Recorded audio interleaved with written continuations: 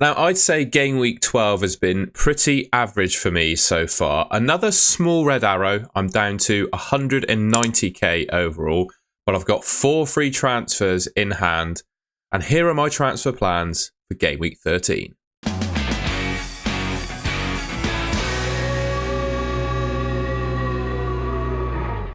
So I thought I'd start things off by just looking at my team as how it's gotten on so far in game week 12. So we still have the Newcastle game to play. I'm all out. I don't have any players in that fixture, so my rank could actually change at that point. But, you know, my team's finished, so I can talk about how it's performed in my plans going forward, right? I have 2 returns in my entire FPL team. That's Flecken and Mo Salah. I had Salah as my captain, who, by the way, for the 3rd game week in a row, I've changed my captain like 5 minutes before the deadline. I was in the gym and I just had a sudden thought of justification for captaining Salah. And that justification was, I feel like, given how many people sold Haaland ahead of game week 12, just having Haaland in my team was good enough. I didn't need to captain him. My thought process for most of the week was, Spurs look weakened. They don't have Romero or Van der Ven. Haaland, yes, whilst he's not actually been scoring that many goals, the underlying numbers he's been putting up game on game have still been really strong. And with no Romero and Van der Ven, Spurs playing a high line, surely Haaland's going to be able to do well in that game. Well, at least that was what I thought. But then I took a different mindset after going to the gym, and I thought, well, yes, that is the case, but a lot of people have sold him. And a lot of people will captain Salah. I think Salah's EO, effective ownership basically around my rank, was literally 180%. And what that meant is basically the gain I would get from captaining Haaland if he outscored Salah would have been pretty big. But the loss I would have gotten if I didn't captain Salah and he did well, outscored Haaland for example, would just be astronomical. And you can see there, you know, I'd be 13 points down on where I was if I didn't captain... 11 points down on where I was if I didn't captain Salah. That would leave me on 40 points for the game week.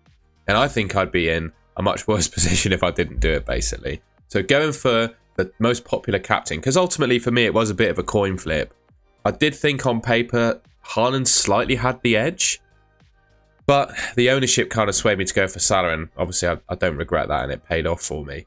But yeah, you know, 5 minutes before the deadline, changing my captain, not an ideal place to be. I finally got a return from Flecken. His first clean sheet in 12 game weeks so far for a 9-pointer. Blanks across my defence from Guardiola, Aït-Nouri and Colwill. Guardiola, he's probably on the chopping block. We'll talk about that in a second. Aït-Nouri, I'll take a blank. You can't expect him to score goals, get points every week. Off the back of some attacking returns in my team and a clean sheet in game week 11 against Southampton, I can forgive him for blanking. Colwill, I feel really unlucky with this one. So on my deadline stream, I was debating, I said in my transfer plans and team selection video that I would be selling Rico Lewis. And I also suggested that I'd be selling Guardiola as well. I'll talk about Guardiola in a second, actually. And I had 3 options that I would have potentially replaced Rico Lewis with. So I was thinking of either replacing him with Luca Dean, Lewis Hall, or Colwill. Those were the 3 options I had. Bloody glad I didn't go for Luca Dean. That was my initial instinct, was to go for Luca Dean, who, being the biggest troll in FPL history, got benched, which was a bit of a shock, to be honest. I did not expect that, but he got benched for game week 12. And I went for Colwill basically because I thought his minutes would be more secure.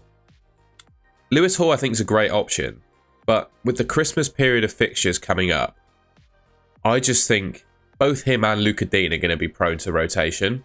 And I think Colwill of those 3 options is probably the safest. I was also considering going for Gusto, but it turned out that he was injured as well. So I think I made the right call going for Colwill, not just for actually getting points in game week 12, but also longer term. I've got an option in my team now who has a really good fixture run and also has good expected minutes coming up. So I'm really happy to have Colwill. And I could have sold Guardiola as well. I was thinking of selling Guardiola for Gabriel. And on the face of it, that looked like a pretty simple decision based on how game week 12 turned out. But ultimately, going into the deadline, I don't think it was that easy. And I always go back to my thoughts around luxury transfers is when you sell a player that you know is a decent option, who is going to play, definitely going to play, has a reasonably decent fixture for another player who is a decent option, you know is going to play, just because you think that other player is going to score more points. I consider those as like luxury transfers, and I tend not to make them unless I'm absolutely desperate because they just never seem to work out for me. But Guardiola to Gabriel was one of those where I probably got the wrong end of the draw and should have done it really. Obviously, Gabriel kept a clean sheet against Nottingham Forest, Guardiola blanked against Spurs, but I think that could easily have gone another way. Well, I say that. Obviously, the game didn't play out that way, but no one could have predicted quite how badly Spurs beat Man City and how poor Man City were. And also, I probably expected Spurs to score in that game, but I just think Guardiola offers so much. He did in that game as well. He was terrible defensively, but he offered a lot from an attacking perspective. I just think he's always got a chance of getting attacking returns, so that's why I left him in my team. And I just think of that fine margins. It's not necessarily fine margins for Guardiola. It is for Colwill, though. You know, conceding that penalty at the end of the game that they did to Leicester, that was the difference between him keeping a clean sheet or not. And I don't think Sanchez had a single save to make. So that was suggesting that Chelsea were on for a clean sheet apart from that penalty. So quite happy with Colwill. Rodgers, Palmer and Mbeumo, they all blanked, but I don't really think I need to talk about them. I'm not going to get carried away with these players blanking. Mbeumo's got, well, we'll see how they're looking for next game week onwards. Mbeumo's got a decent fixture for 13. So does Palmer and Rodgers. I think he's just going to stay in my team forever, to be honest, regardless of how he's getting on. I think he's always going to pop up with returns at some point in time. It's just, you have to be patient with him, I think. Cole Palmer, talking of fine margins again, he should have scored, right? Madueke blocked his shot that was bound for goal. So on another day, that would have gone in and I'd have had some more points. So, you know, fine margins again with Cole Palmer. I look at my front line. Fine margins again. I've actually got Wood and Raul Jimenez the wrong way around. I just noticed that. But we're 7 minutes into the recording now, so I'm going to carry on. You get it. You get it. Haaland, I think, had 2 good chances to score a goal. Early on in the game, that Vicario made a decent save for, and a bit later on in the game where he hit the bar. On another day, that could have been a brace for Haaland, in my opinion. So, yes, he blanked, he's disappointing, etc., etc., but he could have scored a couple of goals in that game. He had 2 good chances to score. So, fine margins again. Raul Jimenez hit the bar from about 3 yards out, I think it was. Pretty terrible miss, to be honest. But again, fine margins. If that had gone in, I'd have had another return there. So, you know, if the fine margins went in my favour, I'd have had a clean sheet from Colwill, a goal from Palmer, potentially a brace from Haaland, and a goal from Raul Jimenez, right? And that would have made my game week look a heck of a lot better. Because right now I'm thinking, God, I'm missing Saka, I'm missing Cunha, I'm missing João Pedro, all of these players that returned compared to my players who didn't.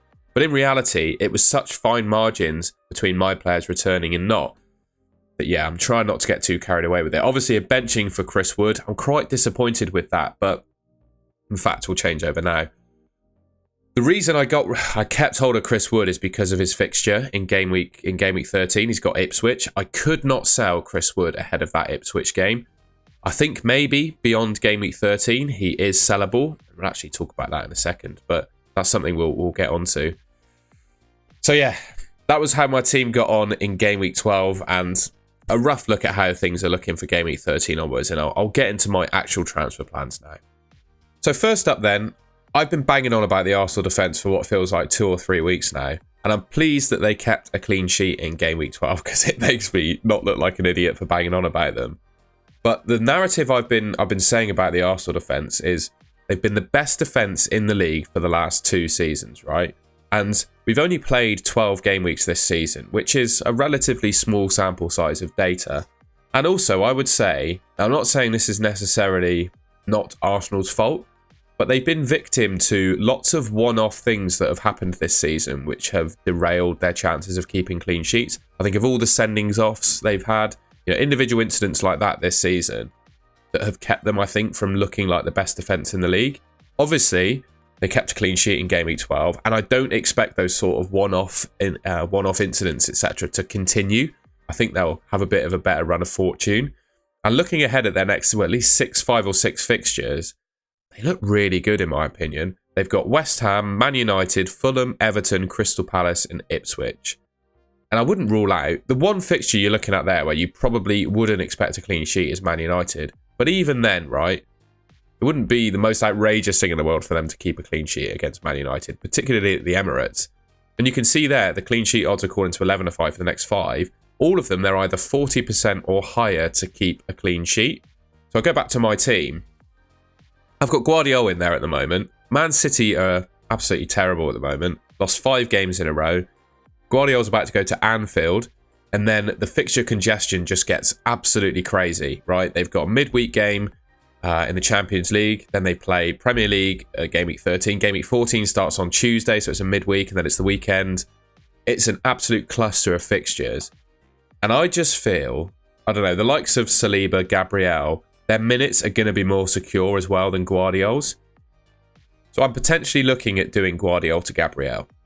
One player I really feel like I'm missing out on at the moment is Bukayo Saka. He just looks really, really good. But the only way I can get Saka in is by selling Haaland. There's no other way I can do it in my team. Now, I'm just looking at Saka in isolation at the moment, right? We've just seen the Arsenal fixtures for their clean sheet odds. I also think, that same logic of having really good fixtures obviously applies from an attacking perspective too. West Ham, Man United, Fulham, Everton, Crystal Palace. You would expect Arsenal to score in all of those games. I think they will. And Saka will be involved in those goals, at least to some extent. He's got 12 attacking returns from 11 appearances so far in the league. It wouldn't necessarily concern me, but one thing I have noticed is that his attacking returns are definitely more weighted towards assists, which are less points-bearing than scoring goals. And also, I'm not going to call Saka injury-prone because he plays pretty much every game. But he just picks up so many knocks. And I think over this busy, festive Christmas period, where they're in the Champions League, there's lots of Premier League fixtures, also National Cup fixtures, if that's the right way to word it, Carabao Cup, FA Cup fixtures, etc.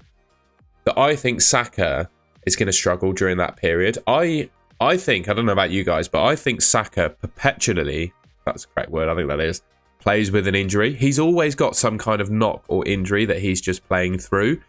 And that would worry me for this busy fixture congestion time. So I'm definitely eyeing him up as an option, but I have to compare him to Erling Haaland basically, because that's the player I would have to sell in order to get him in. And I look at the head-to-head, and I just prefer Haaland. He hasn't got an assist yet this season, to be fair, as Haaland. Yes, he's got the same amount of returns as Saka is in that time. But I don't know. Partly looking at the stats and partly my gut feel is I just think Haaland's a better option than Saka. I just cannot get into the mindset that it's worth having Saka in my team over Haaland.